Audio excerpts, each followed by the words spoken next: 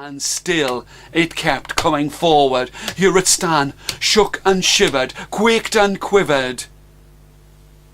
But the king of the dragons was still smiling. "Look, my friend." And as he looked towards the great fire monster, one of its great tree trunk legs fell down to the ground, and another, and another, and another, and another, and soon all that was left was a huge bonfire. Smoke and ash and flames leapt up into the air, and all of the baby dragons flew this way and that, and the wives of the king of the dragons flew. He looked. "My friend, you have helped me. Now I shall give you a present." "A present?" thought Here It Stan. A present? I wonder what it could be. It could be gold or silver or diamonds, rubies. Oh, the king of the dragons flew and brought back a bag that was as long as a man's arm, as wide as a man's body, and obviously very heavy. He laid it down at Here It Stan's feet. Here It Stan licked at his lips in anticipation and started to tear the bag open, and inside he found that there was a bell. "A bell?" said Here It Stan. "Well, thank you.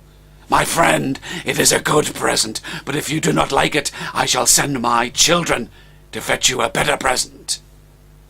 And they flew. And they brought back a bag that was as wide as a man's finger, as flat as a man's palm. Here It Stan tore open the bag and looked inside, and there he could see that there was a piece of cloth. "A piece of cloth?" said Here It Stan.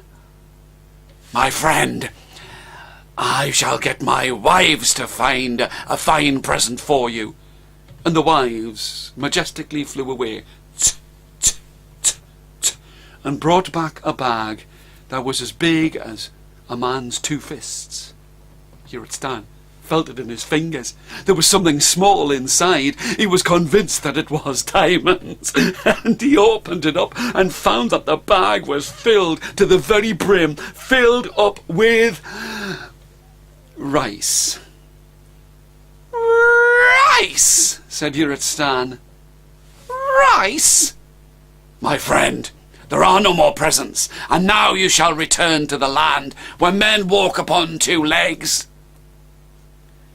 Here It Stan climbed upon the king of the dragons' back and flew for 3 days and 4 nights, till he came to the mouth of the cave at the bottom of the ocean, and he stepped upon the silver seashell with the bell, and the bag with the piece of cloth inside, and the bag of rice. The king of the dragons spoke again. "My friend, take a deep breath." Here It Stan knew what was ahead of him, and he did take a huge deep breath.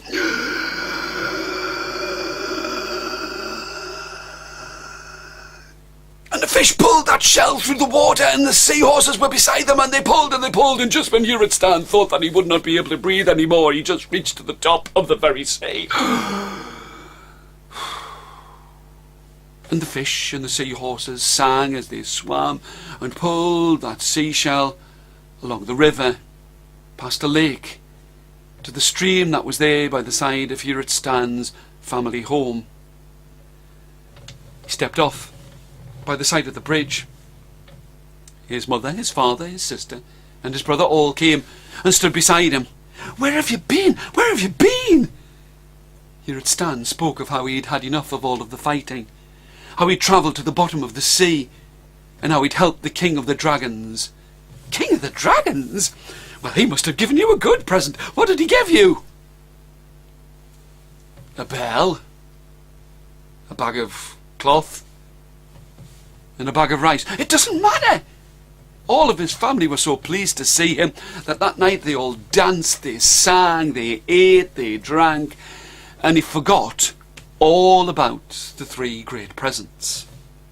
But one night, 2 seasons past that time, the snow was falling down, and there came a great knock upon the door, and at the door there stood an old man, He looked and he spoke. "Here it stand. I have a hole in my coat, and I would wish to have a piece of cloth, for I believe you have a piece of cloth as big as a man's hand."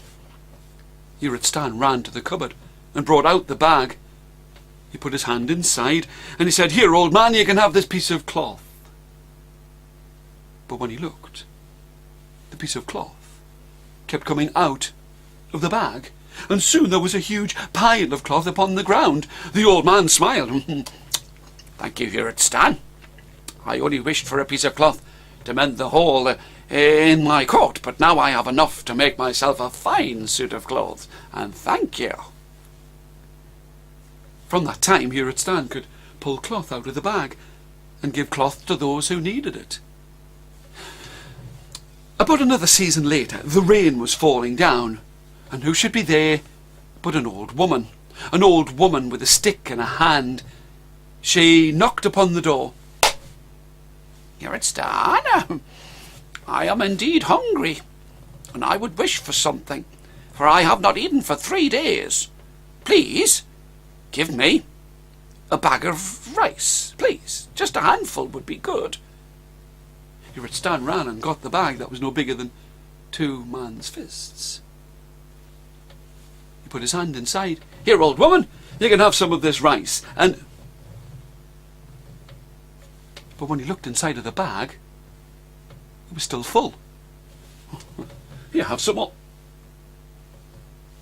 And as long as he kept putting his hand inside of the bag, he could take the rice out.